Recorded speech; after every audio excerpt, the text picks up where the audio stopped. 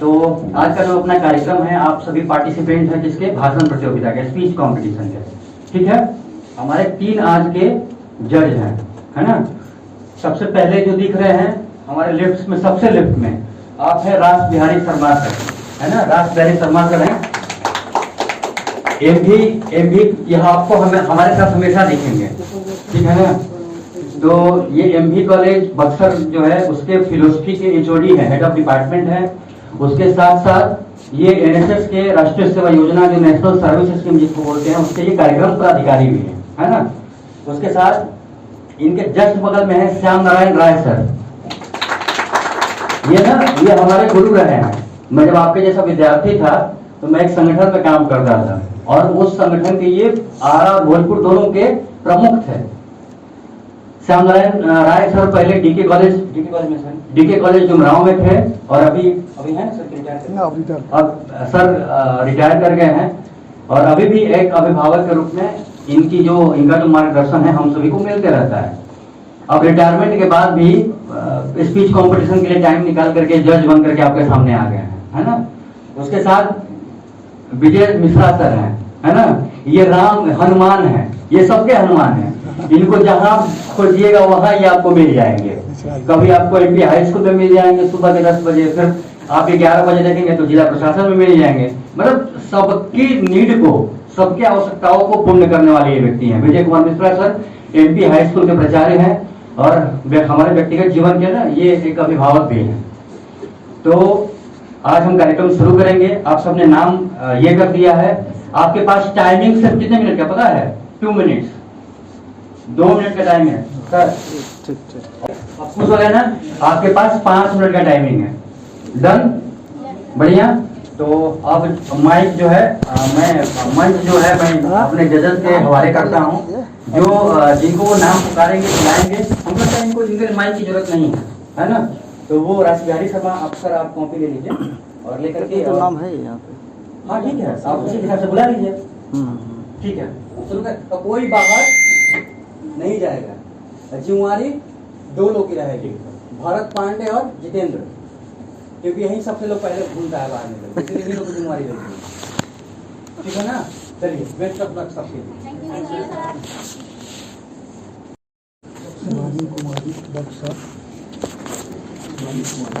Mic सामने करके बोलेगा।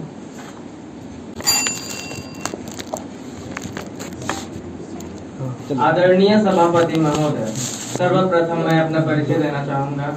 मैं अर्पित कुमार, कक्षा 12वीं का छात्र, राज उच्च विद्यालय डुमराव से हूँ। आज मैं यहाँ आप सभी के सामने 1947 में हमारा भारत कैसा था और अब कैसा है, इसके बारे में कुछ जानकारियाँ देना चाहता हूँ। जैसा कि हम सभी जानते हैं 1947 में हमारा भारत आर्थिक तौर पर कितना तंग था। ठीक उसी समय हमारे भारत का सकल घरेलू उत्पाद यानी कि जीडीपी 2.7 लाख करोड़ था। 75 वर्ष बाद बीते वर्ष 2022 में के लिए अनुमानित हमारा जीडीपी 147.36 लाख करोड़ था हुआ। दूसरे आइए, विशाल यादव। हाँ चलिए बोलिए। मेरा नाम विशाल यादव, मैं कक्षा 11वीं से हूँ।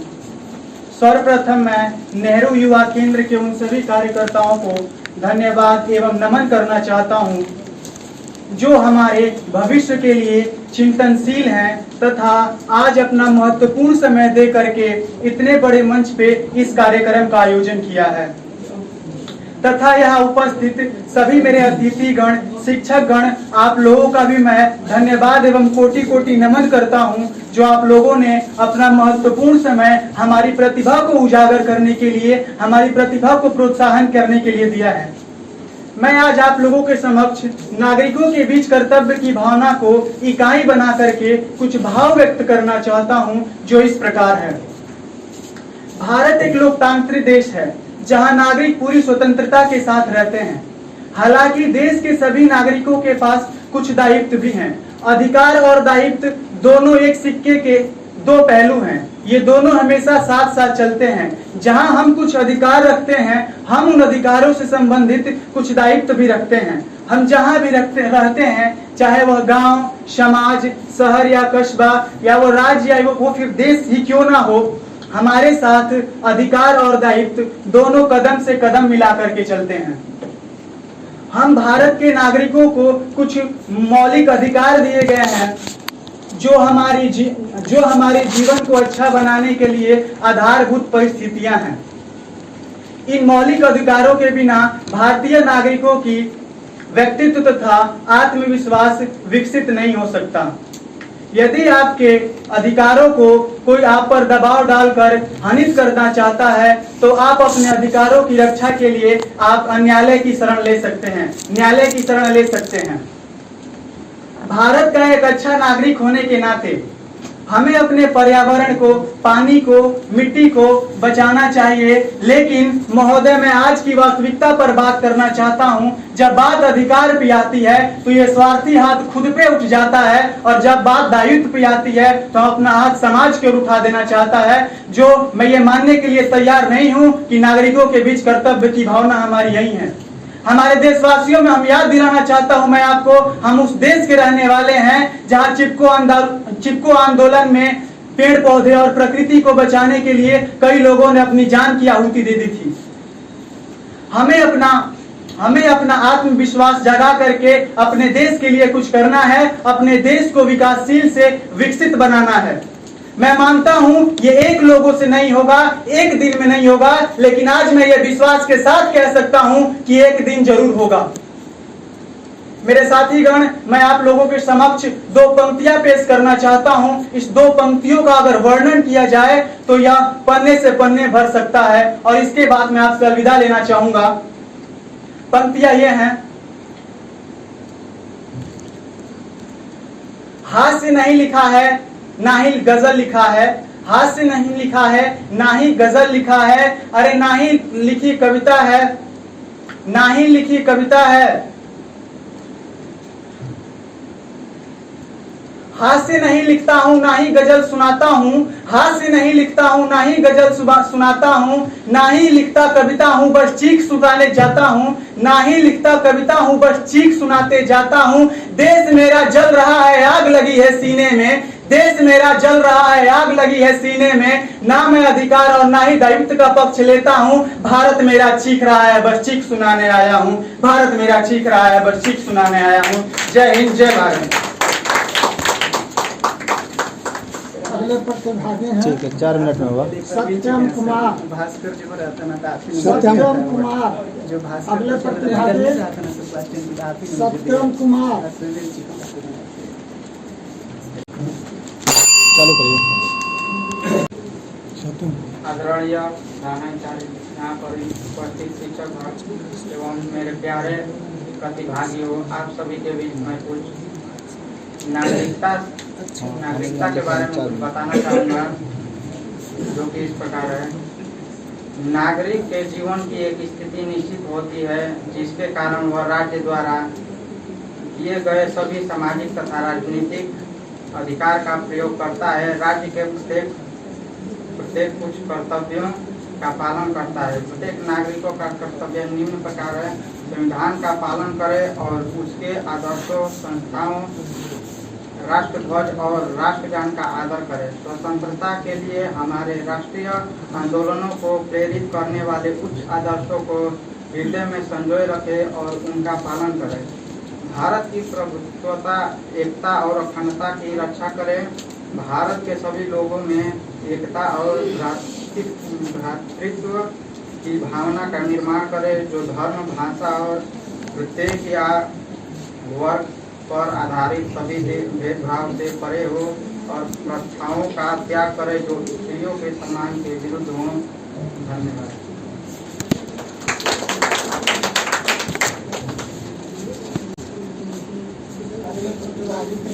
मोहित कुमार,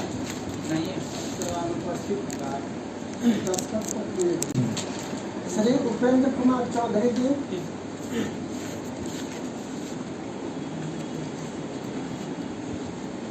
भारत देश की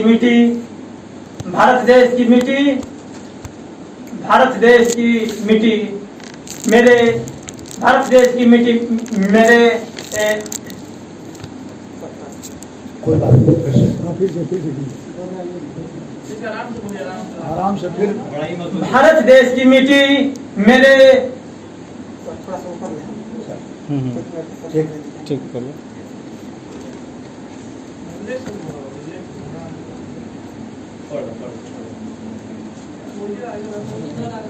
वही रख लीजिए, सामने जाइए। हाँ, सामने लेकर समय आपका चल रहा है। भारत देश की मिट्टी माथे की मेरी भारत देश की मिट्टी माथे की चंदन है। भारत देश की मिट्टी मेरी माथे की चंदन है।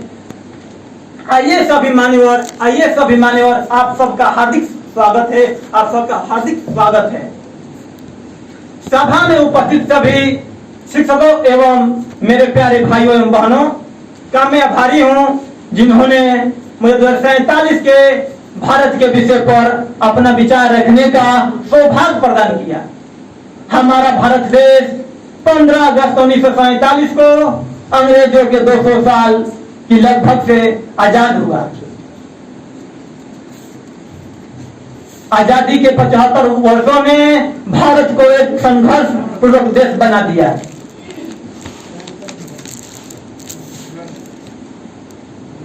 सैतालीस में मेरा भारत देश एक आदर्श देश होगा, जहां महिलाओं को देख आपसे हम बोल देते हैं क्यों? ठीक है, आपको हटाना कौन बोला है? भारत देश की मिट्टी मेरे माथे की चंदन है। भारत देश की मिट्टी मेरे माथे की चंदन है। आइए सभी मान्यवर, आपका हार्दिक स्वागत है। आपका हार्दिक स्वागत है। सभा में उपस्थित सभी शिक्षकों एवं मेरे प्यारे भाइयों एवं बहनों, माफ कर दीजिएगा। इस वर्ष आजादी के 75 वर्ष पूरे होने पर हम आजादी का अमृत महोत्सव के रूप में मना रहे हैं। आजादी के इन 75 वर्षों ने भारत को एक गरीब संघर्षरत देश से विकासशील देश में बदल दिया। 2047 में भारत अपनी स्वतंत्रता के 100 वर्ष पूरा करेगा तथा इस वर्ष तक हमारा भारत देश पूर्ण रूप से विकसित देशों की श्रेणी में सर्वोच्च पद पर आसानी से होगा। इस लक्ष्य की प्राप्ति के लिए हम सबको एक साथ सम्मिलित होकर प्रयास करना होगा तथा समाज में से गरीबी, बेरोजगारी, कुपोषण, भ्रष्टाचार एवं अन्य प्रदूषण जैसे सामाजिक बुराइयों को मुक्त करना होगा। हमारे समाज में सभी को उचित शिक्षा दी जाएगी एवं हर नागरिक शिक्षित होंगे। हमारे देश में जाति, लिंग, रंग एवं धर्म के आधार पर भेदभाव नहीं होगा। महिलाएं सुरक्षित होंगी तथा देश की प्रगति हेतु प्रयत्नशील रहेंगी। भारत में बहुत से पढ़े लिखे लोग हैं, पर भ्रष्टाचार एवं अन्य कारणों से उन्हें एक अच्छी नौकरी नहीं मिल पा रही है। 2047 में मेरा दृष्टि एक ऐसा होगा जहां पढ़े लिखे उम्मीदवारों को एक अच्छी नौकरी मिलेगी। देश के राजमार्ग एवं जलमार्ग पूर्ण रूप से विकसित होंगे तथा अच्छे यातायात साधनों की मदद से घंटों की यात्रा मिनटों में पूरी होगी। कृषि के क्षेत्र में हमारा भारत देश आत्मनिर्भर होगा एवं अन्य देशों से निर्भर रहेगा। देश अत्याधुनिक हथियारों एवं मिसाइलों का निर्माण कर रही है एवं उन निर्माणों में हमारा देश निर्भर होगा।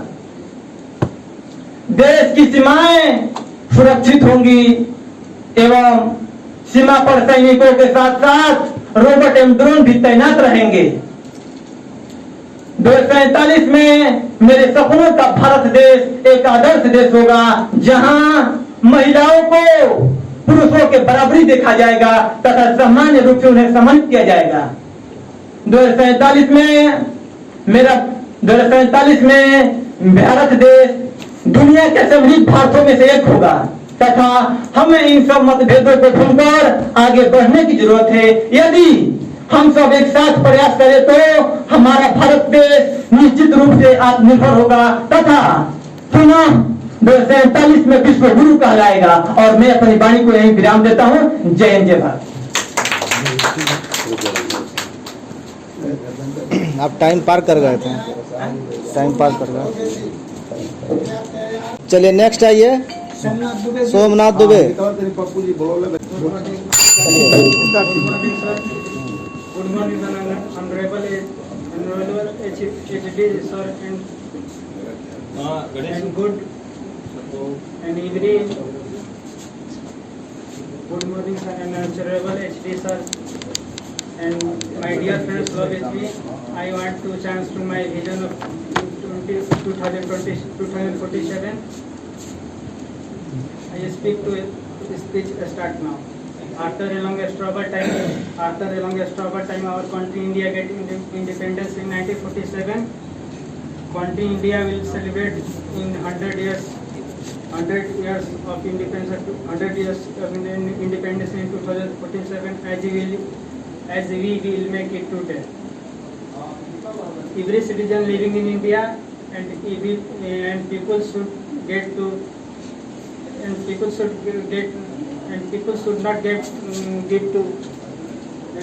not give to labor hard, and they do not force to always labor. They do not should to always labor, and every citizen respect to take always labor. I am very different for my country India regarding 2047. Now only 25 years are left for our country India to complete 100 years of its independence. Till then, I want to my country become a powerful nation both intimately and extremely. And every citizen of India should get very good education and jobs and gets opportunity. We have to make the country free from the corruption and unemployment in 2047. Apart for this evil spirit is in the society should end, and people should get to medical facilities. The country India has become advanced and educated country and become a clean country where brotherhood invented among all in this way. I want to see the country of India 2047. In 2047, women should become a more powerful and improved. India should become a secular nation. Such is my vision 2047. I want to see India as a role model for other countries. By 2047, you need to end discrimination based on caste, religion, and economic condition. It was a necessary for us. By in this help, we will become a superpower nation. Thank you. ठीक है, चलिए उसके बाद आइए भरत पांडे। सभी को नमस्कार। चलिए आज महर्षि च्यवन की तपोस्थली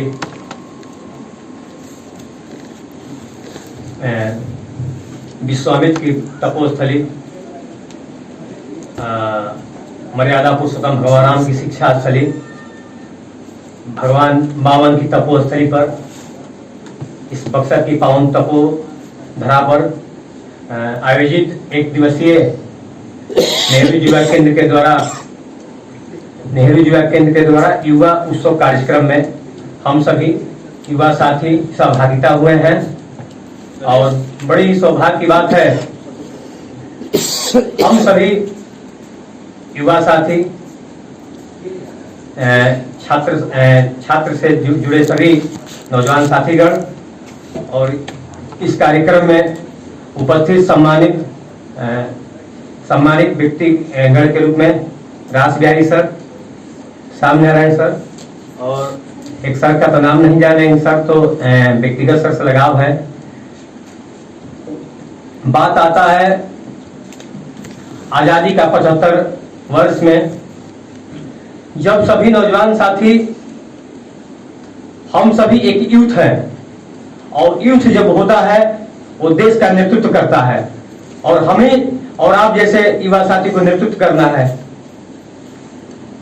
ये सोचना है कि देश का प्रत्येक युवा साथी अपना देश के प्रति जो भी बात का निर्वहन करना है एक सुंदर विचारधारा के रूप में आगे बढ़ करना है, क्योंकि युवा जो होता है चाहे वो कंपटीशन का मामला हो, चाहे वो सेना का मामला हो या चाहे बीपीएससी और यूपीएससी का मामला हो, युवा साथी बढ़ चढ़ कर हिस्सा लेते हैं। हम सभी छात्र शक्ति से जुड़े हुए हैं, छात्र जीवन से जुड़े हुए हैं। यूथ इश्यू कहा जाता है जो छात्र जीवन से जुड़ा होता है और अपने देश का निर्वहन करने में सबसे पूर्ण योगदान होता है। और दो चार पंक्तियां हम माखनलाल चतुर्वेदी की पंक्तियां है कि चाह नहीं मैं सुरबाला के गहनों में गुथा जाऊं, चाह नहीं मैं सुरबाला के गहनों में गुथा जाऊं, चाह नहीं मैं प्रेमी माला बिन ब्याली को ललचाऊं, चाह नहीं मैं सम्राटों के सौ परे हरि डाला जाऊं, चाह नहीं मैं देवों के सर पर चढ़ूं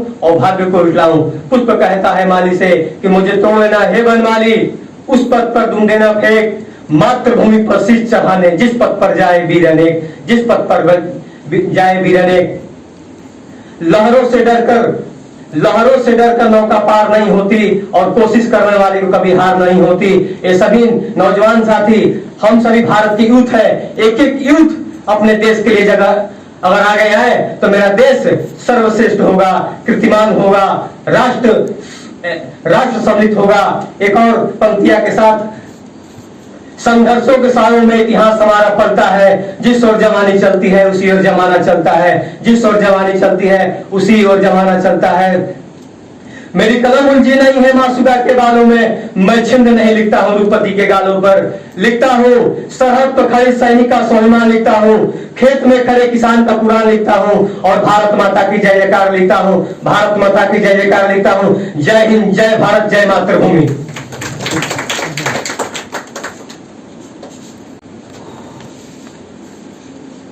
नेक्स्ट कौन है?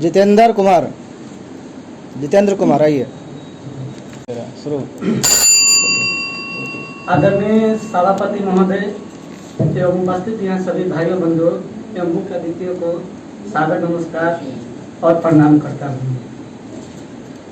आज हम सभी यहाँ पर एक दिवसीय कार्यक्रम जिला युवा उत्सव कार्यक्रम के लिए उपस्थित हुए हैं। आज का जो हमारा सब्जेक्ट है कि 2047 में भारत का परिदृश्य क्या होगा, यानी कि 2047 में भारत का भविष्य क्या होगा। इसके लिए हम सभी को एकजुट होकर भारत के उस सपने को साकार करना होगा जो, यानी कि हम अभी भारत के 75वें साल मना रहे हैं। आने वाले 2047 में हम लोग भारत के सभी वर्षगांठ मनाएंगे। उस समय भारत का भविष्य क्या होगा इस पे हम लोग को विचार करना होगा। कहते हैं कि हम लोग जैसा सोचते हैं वैसा ही बनते हैं। तो जब तक हम लोग भारत के भविष्य के लिए, यानी कि केवल हम ही नहीं है, भारत के प्रत्येक नागरिक का अधिकार है। ये भारत का संविधान में भी लिखा गया है कि भारत का जो मूल संविधान, यानी कि जो हमारा मूल कर्तव्य है वो भारत के भविष्य बनाने के लिए हम लोग क्या कर सकते हैं, ये हमारा तभी पूरा होगा जब हम इस बारे में आज से ही सोचेंगे। न कि हम लोग, भारत हमारा आज एक विकसित देश है। इस देश को विकासशील बनाने के लिए, विकासशील से विकसित बनाने के लिए हमें उन सपनों को आज से ही साकार करना होगा। केवल टेक्निकल में ही नहीं, भारत आज हर एक फील्ड में अव्वल है, चाहे वो सीमा पर हो, चाहे वो कृषि में हो, चाहे एग्रीकल्चर में हो, चाहे वो पॉलिटिकल में हो, कोई भी फील्ड हो। आज भारत में हर एक नागरिक, हर एक स्त्री और पुरुष एक समान है। जगहों पर काम कर रहे हैं, कंधे से कंधे मिलाकर काम कर रहे हैं। इन्हीं समानताओं और भेदभाव को हटाते हुए भारत के भविष्य को, सपनों को साकार करने के लिए हमें दृढ़ संकल्प लेना होगा। और भारत के भविष्य को बनाने के लिए जो भविष्य हम लोग 2047 का देख रहे हैं उसको आज से ही पूरा करने के लिए हमें अग्रसर होगा। इन्हीं शब्दों के साथ अपनी वाणी को विराम देता हूँ। बहुत शॉर्ट बोले आप। अच्छा बोले, गंभीर है। ठीक है। चलिए इसके बाद नूरी आइए। है प्रीत जहाँ की रीत सदा मैं गीत वहाँ का गाती हूँ। भारत की रहने वाली हूँ, आज सभी को अपने भारत की बात सुनाती हूँ। परम सम्मानीय निर्णायक गण के सदस्यों एवं सभा में उपस्थित सभी गणमान्य व्यक्तियों को मेरा नमस्कार। मैं नूरी अपने सपनों के भारत 2047 के उपलक्ष्य पर अपने कुछ विचार आप सभी के साथ साझा करना चाहती हूँ। सपने तो हर कोई देखता है, कुछ बनने का, कुछ करने का, कुछ पा जाने का। लेकिन आपने और हमने कभी अपने भारत के लिए सपना देखा? नहीं ना। मैंने जब अपने भारत की परिस्थितियों को देखा तब मैंने सोचा कि मेरा भारत कैसा होना चाहिए।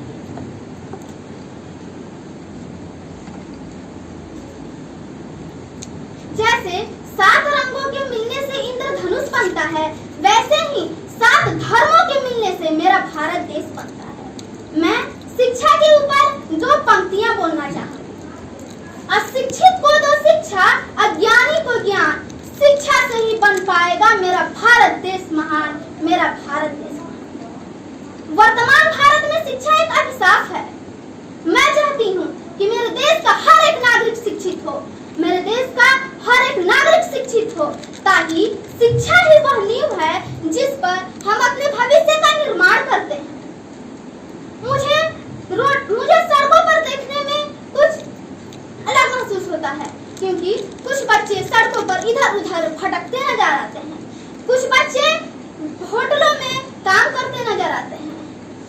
मुझे अपने सपनों के भारत बनाने के लिए मैं संकल्पित हूँ कि उन बच्चों के हाथों में बर्तनों की अपेक्षा किताबें होंगी, ताकि वो अपना भविष्य बना सके। हमारा भारत कभी विश्व गुरु कहलाता था, कभी तक्षशिला और नालंदा जैसे विश्वविद्यालय हुआ करते थे, किंतु आज नहीं है।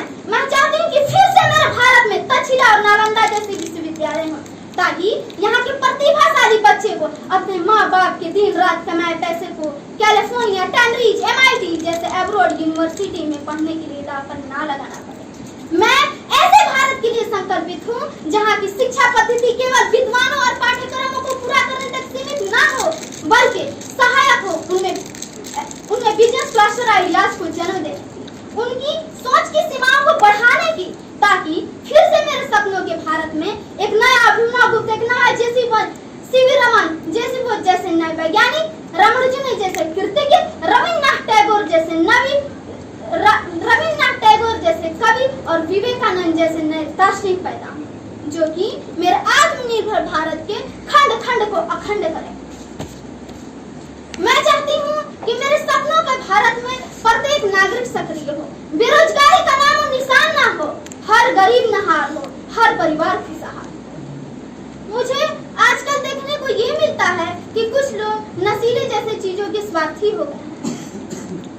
पता नहीं कितने लोग इसका सेवन करते होंगे, पता नहीं कितने लोगों के घर उजड़ जाते होंगे, पता नहीं कितने लोग बेसहारा हो जाते हैं। मैं चाहती हूँ कि मेरे सपनों के भारत में नशीले जैसे चीजों का कोई स्थान ना हो, बेरोजगारी का नामो निशान ना हो।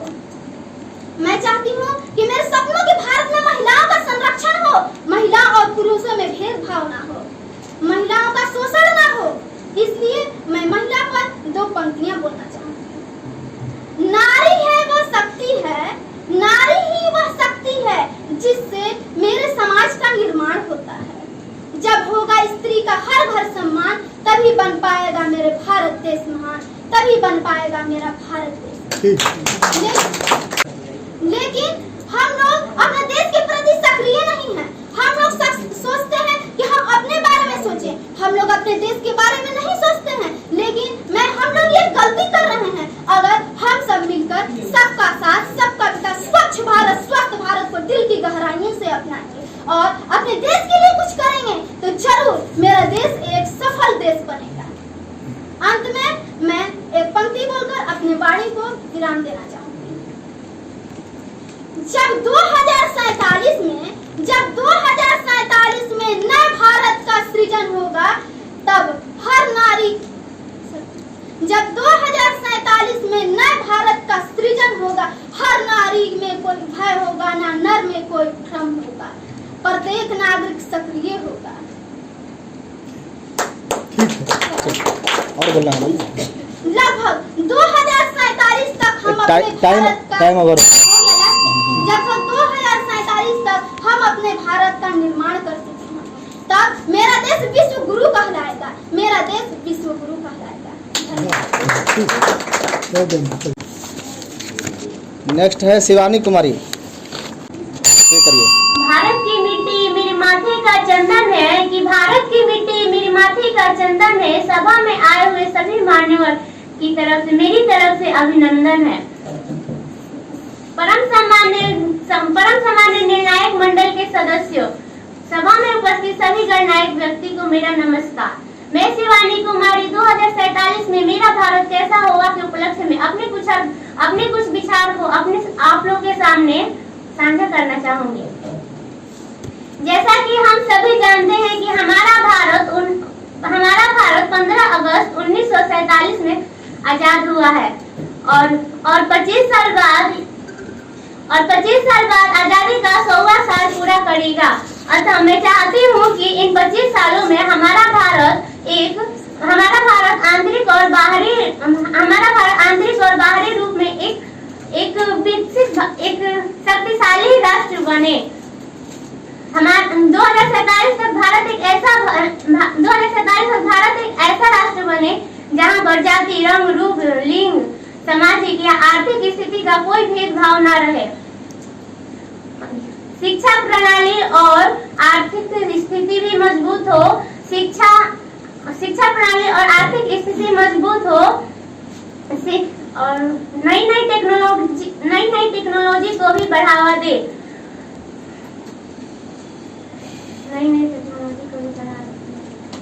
भारत हमारा एक ऐसा देश बने जो 2047 तक एक विकसित राष्ट्र के रूप में जाना जाए। लेकिन इसके बदले में एक और बात कहना चाहूंगी। वो एक पंक्ति है कि मंजिल पर मंजिल तो हम तामते जा रहे हैं, मगर अफसोस लोगों का दिल छोटा होता जा रहा है। लोगों के घरों में महंगी से महंगी BMW जैसी महंगी से महंगी तो कारें आ रही है, मगर अफसोस लोगों का संस्कार जा रहा है। मैं इस पंक्ति से यह स्मरण कराना चाहती हूँ कि हमारा भारत ऊंची से ऊंची ऊंचाइयों को छुए, बट ऊंची से ऊंची ऊंचाइयों छुए लेकिन अपने संस्कार को ना भूले, अपने राष्ट्र भूमि को ना भूले, अपनी राष्ट्र भाषा को ना भूले। अतः मैं चाहती हूँ कि अपनी राष्ट्र भूमि, अपनी राष्ट्र भाषा को साथ यानी कि स्मरण रखते हुए वो आगे बढ़े, इसको कभी भूले नहीं वो। और अपनी लड़कियों की बात करें तो भारत में अभी भी लड़कियों की बहुत ज्यादा छूट है, बट कहीं ना कहीं ऐसे स्थान भी हैं जहाँ लड़कियों की पूरी आजादी नहीं मिलती, घर से बाहर तक जाने की आजादी नहीं मिलती, उनके कपड़ों को रोक टोक होता है, और शिक्षा की तो अभी बहुत दूर की बात है। ऐसे कहीं ना कहीं भारत में स्थान है ऐसा। मैं चाहती हूँ कि 2047 तक ये स्थान न रहे। 2047 तक लड़कियां पूरी तरह से छूट रहे, पूरी तरह से आजाद रहे, पढ़ने में, लिखने में, कपड़ों में, हर जगह से वो पूरी तरह से उसको छूट मिले। और बेरोजगारी का तो नामो निशान ना रहे। भारत में जितने भी गरीब लड़कियां हैं उन सबको रोजगार मिले। 2047 तक भारत एक विकसित राष्ट्र के रूप में जाना जाएगा। मैं चाहती हूँ कि जो भारत मेरा 2047 तक बनेगा वो एक विकसित राष्ट्र के रूप में जाना जाए। लेकिन मैं अपने वाली को ही विराम देती हूँ। धन्यवाद। चलिए उसके बाद आइए सीता कुमारी। परम आदरणीय अध्यक्ष महोदय, हम सभी के चहेते एवं समाज के लोकप्रिय माननीय मुख्य अतिथि जी, इस कार्यक्रम की विशिष्टता कर रहे हैं विशिष्ट अतिथि जी। महाशय, देश की प्रगति के लिए सबसे महत्वपूर्ण हमारा हेल्थ है। मैं चाहूंगी कि आने वाले 25 वर्षों में भारत की हेल्थ सुविधाएं उपलब्ध कराकर स्वास्थ्य व्यवस्था में सुधार किया जाए, ताकि लोग सेहत और फिटनेस को लेकर भी जागरूक हो। 2047 तक भारत के लिए मेरे मन में बहुत अच्छा विजन है। मैं चाहती हूँ कि आने वाले 25 वर्षों में भारत आंतरिक और बाहरी रूप से एक शक्तिशाली राष्ट्र के रूप में दिखे। मैं चाहती हूँ कि आने वाले 25 वर्षों में भारत का हर बच्चा शिक्षित हो, सभी को आवश्यक शिक्षा और रोजगार मिले। 2047 तक भारत भ्रष्टाचार, गरीबी, बेरोजगारी, निरक्षरता, दहेज प्रथा जैसे समस्याओं का निराकरण करे। मैं 2047 तक भारत को चिकित्सा, विज्ञान, रक्षा, उद्योग, क्रीड़ा हर क्षेत्र में सबसे उन्नत देश के रूप में देखना चाहती हूँ। मुझे लगता है हम सभी मिलकर संविधान के मूल्यों को सही तरीके से पालन करें, देश के लिए अच्छा कार्य करे, तभी हमारा भारत देश एक आदर्श देश के रूप में दिखेगा। हमारे गांधी जी ने स्वच्छ भारत मिशन को पूरा करने में बहुत प्रयत्न किए थे, लेकिन उस समय लोगों के मन में कोई दिलचस्पी नहीं थी, इसलिए उनका सपना पूरा नहीं हुआ। 2 अक्टूबर 2014 को हमारे नरेंद्र मोदी जी ने स्वच्छता अभियान का शुरुआत किए हैं। मैं चाहूंगी हम सभी मिलकर स्वच्छता अभियान का पालन करें, ताकि आने वाले 25 वर्षों में साफ सुथरे देशों की सूची में हमारा ही देश का नाम हो।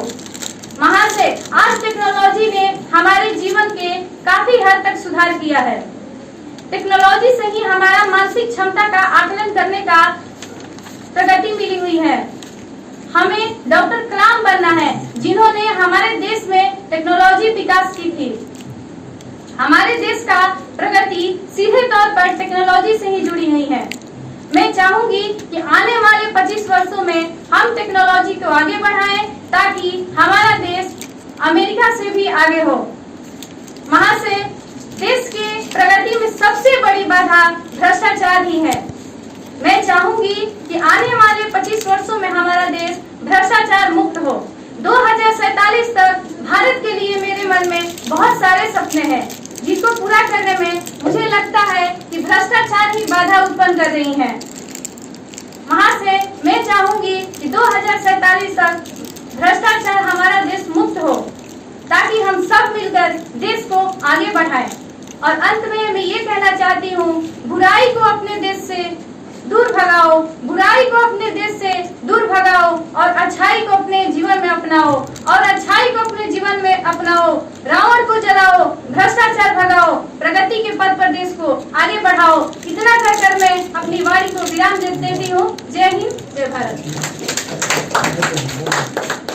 उसके बाद आइए रानी कुमारी।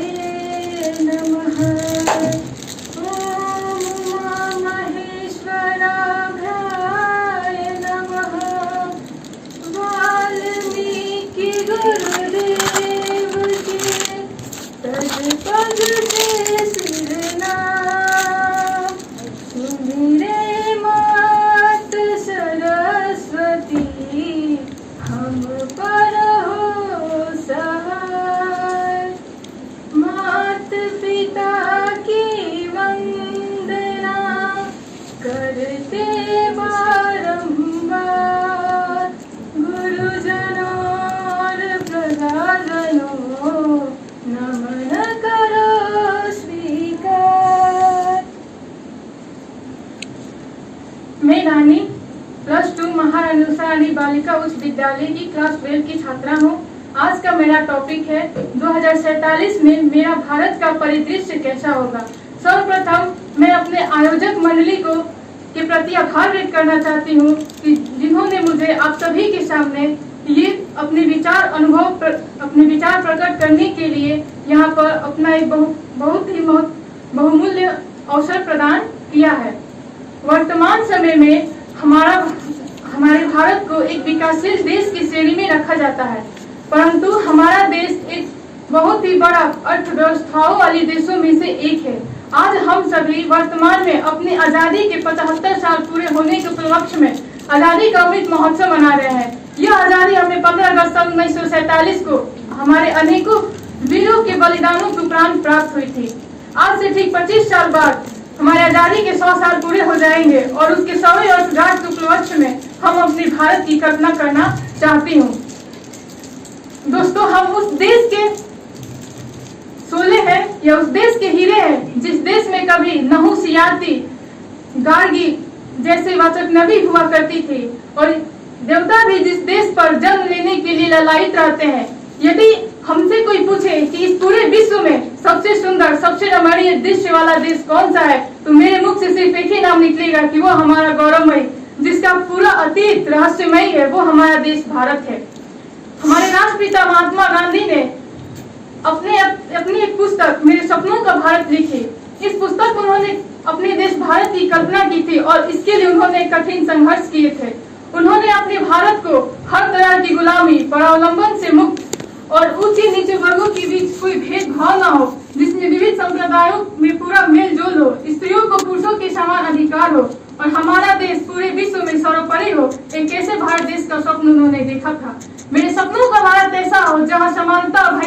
देता हो, कहीं राम रहीम गुरु नानक या यीशु हो, कोई निर्धन, ना ही कोई निर्धन हो और ना ही कोई धनवान हो। वर्तमान समय में मेरे मन में एक ही प्रश्न बार बार उठते हैं कि मेरे सपनों का भारत कैसा हो। भारत जो कि एक ऐसा देश है जो अपनी सभ्यता, संस्कृति और विभिन्नताओं में एकताओं के लिए विश्व प्रसिद्ध है, किंतु आज भी यह भारत मेरे कल्पने में जिस भारत का दृश्य आता है, आज भी वो ऐसा नहीं है। इसके लिए यह महत्वपूर्ण है कि इसके हर नागरिक शिक्षित हो और बेरोजगारी जो हमारी युवा पीढ़ी को दिमाग की भांति खाई जा रही है, इससे हम निजात पा सके। क्योंकि कहा गया है कि एक देश की अर्थव्यवस्था बात करती सच्ची, एक देश की अर्थव्यवस्था बात करती सच्ची, भिखारियों की हालत बेरोजगारी से अच्छी है। हमारा भारत एक महान बनने की पूरी ताकत रखता है और इसके लिए आवश्यक है कि इसके प्रत्येक नागरिक अपनी निजी जिम्मेदारियों को निभाए। हमें मानव संसाधन और प्राकृतिक संसाधन को एक सेतु बनाकर इसे विकास के साथ जोड़ना होगा। यदि हम अपने भारत को विकसित बनाना चाहते हैं तो सबसे पहले हमें अपने ग्रामीण क्षेत्र को विकसित करना होगा, क्योंकि भारतीय नींव गांव ही है। आज वर्तमान समय में बेरोजगारी फैलती जा रही है और यह एक बीमारी की भांति है। अगर इसे हम लोग खत्म नहीं करें तो यह हमारा पूरा भारत को ही नष्ट कर देगी। और इसके लिए यह आवश्यक है कि सिर्फ लड़के ही शिक्षित ना हो, क्योंकि जब एक लड़का शिक्षित होता है तो पूरा परिवार शिक्षित होता है, लेकिन जब एक लड़की शिक्षित होती है तो एक साथ तीन कुलों को शिक्षित करती है। जैसे जहाँ वो जन्म लेती है पहले उस खानदान को शिक्षित करती है, फिर शादी के बाद जिस ससुराल में जाती है वहाँ के लोगों को शिक्षित करती है, फिर अपने आने वाले भावी पीढ़ी को शिक्षित करती है। इसलिए मैं चाहती हूँ कि 2047 का भारत ऐसा हो जहाँ प्रत्येक नर नारी दोनों ही शिक्षित हो, दोनों ही अपने अधिकारों को समझे, दोनों ही अपने अधिकारों को समझे।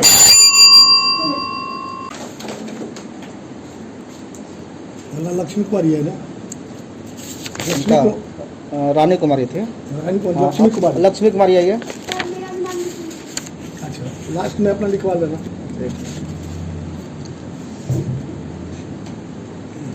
कृष्ण की महिमा और कृष्ण का प्यार, कृष्ण में श्रद्धा और कृष्ण से ही संसार। जय श्री कृष्ण और मेरा नमस्कार माननीय निर्णायक मंडल के सदस्य और मंचासीन अध्यक्ष।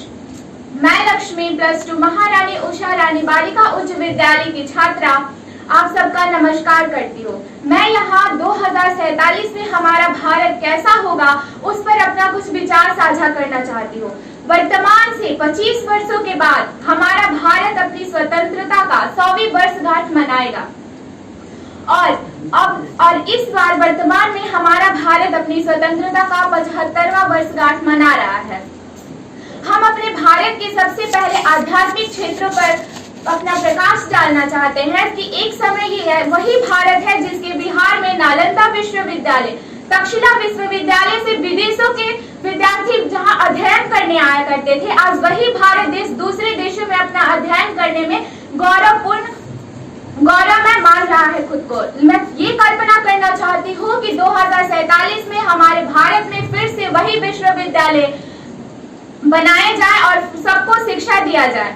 और सांस्कृतिक क्षेत्रों पर अगर हम विकास डालें तो सांस्कृतिक क्षेत्र हमारे भारत में जो हमारी मातृभाषा हिंदी है, आज हम ये देख रहे हैं कि हमारे कदम कदम पे इंग्लिश भाषा का प्रयोग हो रहा है, जिसमें ना तो कोई भावना होती है और ना ही कोई दुख। तो मैं ये कल्पना करती हूँ कि सबसे पहले हमारे सभी भारतीय के नागरिकों उस वक्त तक अपनी मातृभाषा को पूर्णतः अपनाए और हमारा देश की जो अर्थव्यवस्था है इस वक्त वो निर्धनता से गुजर रहा है। तो उस वक्त तक मैं कल्पना करती हूँ कि हमारे भारत की जो अर्थव्यवस्था है वो पूर्णतः विकसित हो चुकी होगी और हमारा भारत विकासशील से विकसित देश तक हो चुका होगा। मैं ऐसी कल्पना करती हूँ कि हमारे भारत को हर क्षेत्र में विकास किया जाए, चाहे वो संस्कृति हो, आध्यात्मिक हो। और सबसे पहले हमारी भारत माँ यानी हमारी भारत की भूमि का मूल निवास गांव है, लेकिन आजकल गांवों के अपेक्षित विकास पर ध्यान नहीं दिया जा रहा है। कोई भी चीज की शुरुआत, चाहे वो विकास का हो, चाहे किसी भी चीज का, पहले नगरों से शुरुआत होती है और गांव ऐसे ही छोड़ दिए जाते हैं, जैसे कि भारत माता किसी अपने गांव में ना रहकर बल्कि दूसरों के घरों में रह रही हो। जैसे हमारे सूर्य और चंद्रमा को राहु ग्रसित कर लेता है, ठीक उसी प्रकार हमारी भारत की हंसी भी ग्रसित हो गई है। हमारी भारत माता अगर मुस्कुराती भी है तो अपने हृदय से नहीं, क्योंकि उनके हृदय में वो हास्य ही नहीं रहा, सब ग्रसित कर लिए गए हैं। हमारी भारतीय अपने संस्कारों, अपनी सभ्यताओं को भूल गए। यहाँ पे अधर्म, अत्याचार और भ्रष्टाचार का बोलबाला बढ़ता जा रहा है। तो मैं अपनी ऐसी कल्पना करती हूँ कि उस वक्त तक हमारा भारत अपने धर्म को अपनाए, अत्याचार को हटाए, भ्रष्टाचार को मिटाए और अपने सभी जो संसाधन, प्राकृतिक संसाधन, उन सब का विदोहा न करके विवेकपूर्ण उनका उपयोग करें। हमारा भारत जो अपने हर क्षेत्र में, ये वही देश है जहां भगवान श्री राम, भगवान श्री कृष्ण और अन्य देवों ने जन्म लिया था। बल्कि देवता भी इस भूमि पर जन्म लेने को तरसते हैं, लेकिन आज हम इसी भारत भूमि पर जन्म लेके उसका दुरुपयोग कर रहे हैं। अगर आज कोई शिक्षित होता है, चाहे वो डॉक्टर हो, इंजीनियर हो या फिर किसी भी चीजों में, वो अपने देशों का विकास न करके बल्कि वो विदेशों में जाके उसका विकास करता है। वो सिर्फ इसलिए कि यहाँ की अपेक्षा विदेशों में पैसे ज्यादा मिलते हैं। बल्कि वर्तमान भारत की जो लक्ष्य है वो सिर्फ पैसा हो गया है। उनके आगे ना तो अपना देश है, ना अपना परिवार और ना ही अपनी मातृभूमि है। और मैं ऐसा चाहती हूँ कि अपने भारत में हम जो कुछ भी करना चाहें अपनी मातृभूमि में करना चाहें। जब डॉक्टर अब्दुल कलाम आजाद जब मिसाइल बनाए या फिर उनको भी भारत विदेशों से ऐसी प्रस्तावना आई थी कि आप हमारे विदेशों में चल के इस टेक्नोलॉजी का विकास कीजिए तो हमें यहाँ की अपेक्षा हम आपको पैसा बहुत ज्यादा देंगे, लेकिन उन्होंने मना किया कि नहीं, मैं अपनी मेरी मातृभूमि के आगे पैसों का कोई महत्व नहीं है। तो मैं चाहती हूँ कि उन्हीं की विचारधाराओं जैसी सबकी विचारधारा हो और अपने भारत को अग्रसर करें। भारत से बेरोजगारी, भ्रष्टाचार, सब चीज को मिटाए। भारत की बेरोजगारी प्रमुख है। अधिक पढ़े लिखे लोग हैं लेकिन उन्हें नौकरी मिल नहीं पाती है, क्योंकि आज वहां भी भ्रष्टाचार मौजूद है। लोग आज की शिक्षा को नहीं देखते, बल्कि वहां पे पैसे रुपए अगर कोई ने घूस दे देता है तो उन्हें पीछे करके उन अनपढ़ों को आगे। अगर हम भारत को विकास में लाना चाहते हैं, विकासशील से विकसित बनाना चाहते हैं, तो हमें बल्कि आज से और अभी से प्रयत्न करना होगा इस पे।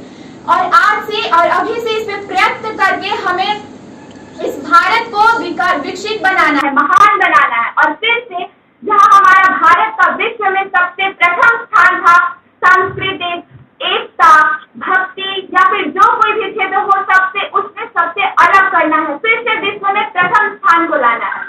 आजकल हमारे भारत में एकता ही दृष्टिगत नहीं होती है, क्योंकि एकता आज पैसों से टूट चुकी है। अगर आज कहीं एकता दिख रही है तो वो सिर्फ पैसों की जगह पे लोग दूसरों की चापलूसी कर रहे हैं पैसों के लिए। बल्कि टाइम हो गया ज़्यादा, सो जाओ। ठीक है, मैं अब अपनी वाणी को विराम देती हूँ। जय हिंद, जय भारत। नेक्स्ट लक्ष्मी कुमारी थी ना, रिमझिम। नमस्कार, मेरा नाम रिमझिम कुमारी पाता है। मैं कक्षा 10 की छात्रा हूँ। आज मैं आप सभी के सामने 2047 में मेरे दृष्टिकोण से मेरा भारत कैसा होगा उस पर कुछ शब्द कहना चाहती हूँ। वर्तमान से 25 वर्षों के बाद 2047 में भारत अपनी स्वतंत्रता की 100वीं गांठ मनाएगा। इसके साथ साथ हमें भारत की हर चीजों पर ध्यान देना चाहिए, जैसा कि अर्थव्यवस्था हो गई। सर्वप्रथम मैं अर्थव्यवस्था की बात करूंगी। 2090 में हमारी भारत की अर्थव्यवस्था 2.8% थी, जो बढ़कर 5% हो गई है। इस स्थिति को देखते हुए अनुमान लगाया जा रहा है कि आने वाले 25 वर्षों में हमारे देश की अर्थव्यवस्था 5% से बढ़कर 15% हो जाएगी। इसके साथ साथ हमें भारत की जनसंख्या के ऊपर भी ध्यान देना चाहिए। भारत की जनसंख्या जो इतनी बढ़ गई है कि जिसकी वजह से भारत के वासियों को रोजगार मिल रहा है और ना ही कोई आगे बढ़ पा रहा है। इसलिए हमें अपनी भारत की अर्थव्यवस्था को कम करना, भारत की जनसंख्या को नियंत्रण करना होगा।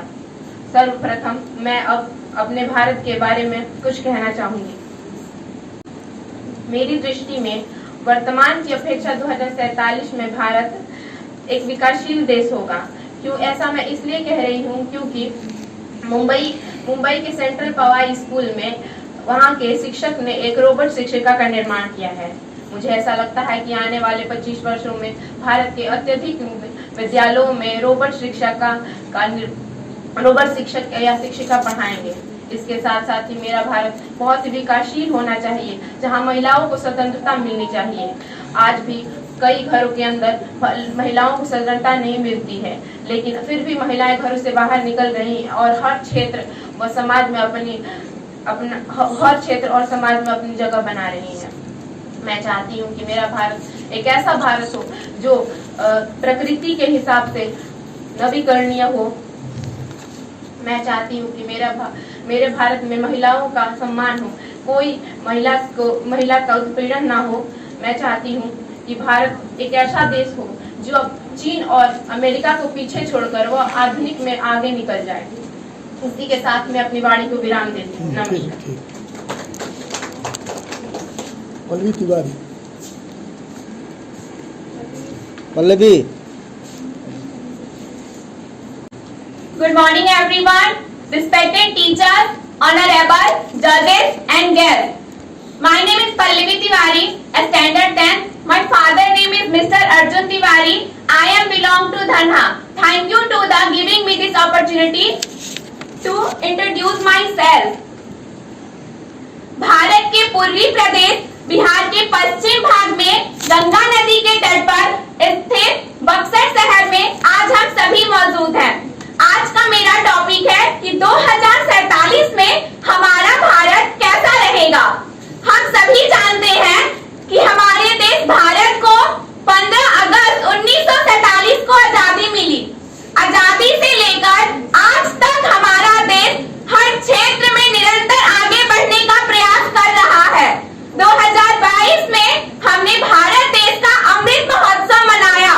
इसके 25 साल बाद देश आजादी के 100 साल पूरा करेगा। मैं चाहती हूँ कि आने वाले 25 वर्षों यानी 2047 तक यदि हम भारतवासी मिलकर भारतीय संविधान का सही तरीके से पालन करें तो जरूर हमारा देश एक आदर्श देश बनेगा। भारत ने कुछ पिछले दशकों में विज्ञान, प्रौद्योगिक, शिक्षा और अन्य क्षेत्रों में बहुत विकास देखा है। मैं एक पूरी तरह से विकसित देश देखना चाहती हूँ। भारत का सपना देखती हूँ जो न केवल उपयुक्त क्षेत्रों में उत्कृष्टता हासिल करेगा बल्कि अपने सांस्कृतिक विरासत को भी बरकरार रखेगा। भारत एक बहुसांस्कृतिक, बहुभाषी और बहुधार्मिक समाज है जिसने पिछले शताब्दी में विभिन्न क्षेत्रों में स्थिर प्रगति देखी है। मेरे सपनों का भारत वो भारत होगा जो इससे भी अधिक प्रगति करेगा और जल्द ही विकसित देशों की सूची में शामिल होगा। देश में बहुत भ्रष्टाचार है और इसकी दर हर दिन तेजी से बढ़ रही है। आम आदमी भ्रष्ट राजनेताओं के हाथों पीड़ित है जो न केवल स्वार्थी उद्देश्यों को पूरा करने में रुचि रखते हैं। मेरे सपनों का भारत भ्रष्टाचार से मुक्त होगा। यह एक ऐसा देश होगा जहां लोगों की भलाई सरकार का एकमात्र एजेंडा होगा। आज देश के कई हिस्सों में व्यक्ति, लिंग, जाति, धर्म और आर्थिक स्थिति के आधार पर भेदभाव किया जाता है। मेरे सपनों का भारत इन सब चीजों से छुटकारा पाएगा। लोग कहते हैं कि आजकल जेंडर इक्वलिटी भारत में हो गई है, लेकिन ऐसा तो कुछ भी नहीं हुआ है। लड़कियों को घर से बाहर निकलने पे भी पाबंदी लगाते हैं। हमारे पेरेंट्स अगर लड़कियों को फोन पे बात करते हुए देखते हैं तो पूछते हैं किससे बात कर रही हो, फोन रखो। लड़कों से तो कभी नहीं पूछते कि किससे बात कर रहे सकता है। मैं ऐसे भारत का सपना देखती हूँ जहाँ महिलाओं को बराबरी का दर्जा प्राप्त हो। भारत बलात्कार, डकैती, दहेज और हत्या से मुक्त हो। छोड़ो कल की बातें, कल की बात पुरानी। छोड़ो कल की बातें, कल की बात पुरानी। नए दौर में लिखेंगे मिलकर हम नई कहानी, क्योंकि हम हैं हिंदुस्तानी। ना पूछो जमाने से क्या हमारी कहानी है, ना पूछो जमाने से क्या हमारी कहानी है। हमारी पहचान तो सिर्फ यही है कि हम हिंदुस्तानी हैं। धन्यवाद। नाम है उसका। हाँ, चलिए धन्यवाद। और कोई है? कौन कौन अभी छूटे हैं, पार्टिसिपेट करना चाहते हैं? और कोई नहीं ना है? चलिए संजू कुमारी जी आइए। कौन सा प्रखंड है आपका घर? सिमरी। चलिए शुरू करिए आप। मैं संजू कुमारी डुमराव से आई हूँ। मैं सभी जजेस को मैं तहे दिल से शुक्रिया करती हूँ। मेरा विषय है 2047 से भारत कैसा होगा। जाति धर्म का भाव नहीं, विकसित अर्थव्यवस्था का आधार होगा। जाति धर्म का भाव नहीं, विकसित अर्थव्यवस्था का आधार होगा। 2047 में सुरक्षित और आत्मनिर्भर भारत का सपना साकार होगा। जैसा कि हम सभी जानते हैं, भारत देश 15 अगस्त 1947 को अंग्रेजों के 200 वर्षों की गुलामी से आजाद हुआ था। आजादी को 75 वर्ष पूरे होने को है। इस अवसर पर संपूर्ण देश आजादी का अमृत महोत्सव मना रहा है। 25 वर्ष बाद सन 2047 को में भारत को आजाद हुए 100 वर्ष हो जाएंगे। आने वाले यह 25 वर्ष देश के लिए अमृत काल है। हालांकि देश बीते 75 वर्ष से निरंतर विकास के पथ पर अग्रसर है। आने वाले 25 वर्षों में हम भारतवासियों को उतना समर्थन करना होगा जितना हम पहले कभी नहीं थे। सन 2047 को लेकर हमें लक्ष्य निर्धारित करना होगा कि आखिर आजादी के 100 वर्ष पूरे होने पर हम भारत को कहाँ देखते हैं। इसके लिए सबको मिलजुल कर देश के विकास से तो प्रयास करना होगा, ताकि हमें सामूहिकता की भावना जगे और खंडित विचार सोच मिटे। वास्तव में इस अमृत काल का लक्ष्य है एक ऐसे भारत का निर्माण करना जहां दुनिया का हर आधुनिक इंफ्रास्ट्रक्चर हो, ताकि विकास पथ पर हम लोग निरंतर खराटे भरते रहे। इसलिए अब हम सबके कर्तव्य है कि उनके सपनों के नए भारत के पुनर्निर्माण में जुट जाए और अब विलंब न करे। आज आजादी के 75 वर्ष का जश्न मनाते हुए हर भारतवासी एक नए भारत का स्वप्न देख रहा है। एक ऐसा भारत जो पूरी तरह से विकसित है, जहां पूरी तरह युवा के पास रोजगार है, जहां पर कोई गरीबी और भुखमरी से नहीं मर रहा। सभी की तरह मैं भी 2047 के भारत को भ्रष्टाचार मुक्त भारत के रूप में देखती हूँ। मैं देखती हूँ कि 2047 में देश से जाति धर्म और संप्रदाय के नाम पर कोई देश नहीं है। 2047 के भारत की गलियों पर निकलने वाली हर एक लड़कियां बिल्कुल सुरक्षित है। मैं भारतीय अर्थव्यवस्था को दुनिया की सबसे स्थापित और विकसित अर्थव्यवस्था के रूप में देखती हूँ। आज भारत किसी भी क्षेत्र में दूसरे देश पर निर्भर नहीं है। मैं कल्पना करती हूँ कि मेरे देश के सभी प्रमुख शहर पूरी तरह बढ़ने की आवश्यकता है। यदि हम एकता के साथ सशक्त होकर प्रयास करेंगे तो भारत निश्चित रूप से आत्मनिर्भर बनेगा और 2047 तक विश्व गुरु का खिताब अवश्य ही अपने नाम कर लेगा। सबके साथ सार्थक हर प्रयास होगा। विश्व गुरु का खिताब भारत के ही पास होगा। इतना ही कह के अपने बाड़ी को विराम देते हैं। अभी एक यूथ सम्मेलन होगा, ठीक है ना, उसमें ना इस पे बोलना है, नागरिकों के कर्तव्य की भावना। उसमें कोई भी भाग ले सकता है। सभी टीम को मिला दिया जाएगा ना? हाँ, उसमें पूरा कंबाइंड हो जाएगा। ये 6 टीम चल रहा है अभी साथ में, अलग अलग प्रतियोगिता हो रही है अलग अलग जगह में।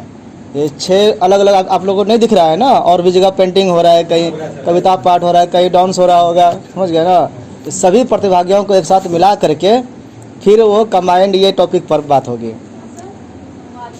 सबको मिला करके युवा संसद पर होगा। ये क्या है?